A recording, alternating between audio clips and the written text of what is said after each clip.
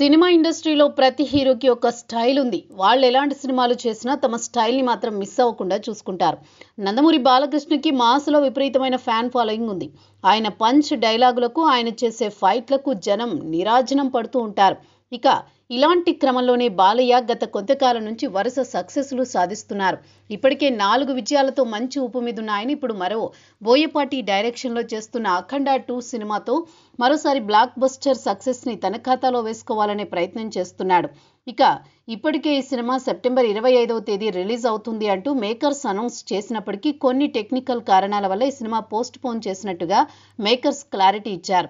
ఇక దానికి తగ్గట్టుగానే గ్రాఫిక్ వర్క్స్ కూడా ఈ సినిమాలో ఎక్కువగా ఉండడం వల్ల సినిమా లేట్ అయినట్టుగా దర్శకుడు బోయపాటి గతంలో క్లారిటీ ఇచ్చారు. ఇప్పుడు రిలీజ్ డేట్ ఎప్పుడు అనే దానిపై క్లారిటీ అయితే రావడం లేదు. తొందరలోనే సినిమా ప్రేక్షకుల ముందుకు తీసుకువచ్చే విధంగా ప్రణాళిక రూపొందిస్తున్నట్టు తెలుస్తోంది. ఇక సినిమా మ్యూజిక్ డైరెక్టర్ అయిన తమన్ పై బాలయ్య ప్రస్తుతం కొంత కోపంతో ఉన్నట్టు తెలుస్తోంది. ఎందుకంటే అఖండ 2 మూవీకి బ్యాక్గ్రౌండ్ స్కోర్ ఇవ్వాల్సిన తమన్ దాన్ని పక్కన పెట్టి ఓజీ సినిమాకి మంచి బ్యాక్గ్రౌండ్ స్కోర్ ఇచ్చాడట.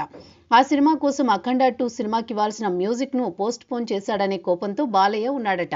నిజానికి అన్నీ అనుకున్నట్టు కుదిరితే ఈ దసరాకే బాలయ్య అఖండ 2 దసరాకి ప్రేక్షకుల ముందుకు వచ్చేది. కానీ మధ్యలో జరిగిన కొన్ని ఇష్యూస్ కారణంగా సినిమా పోస్ట్ పోన్ చేయాల్సి వచ్చిందట.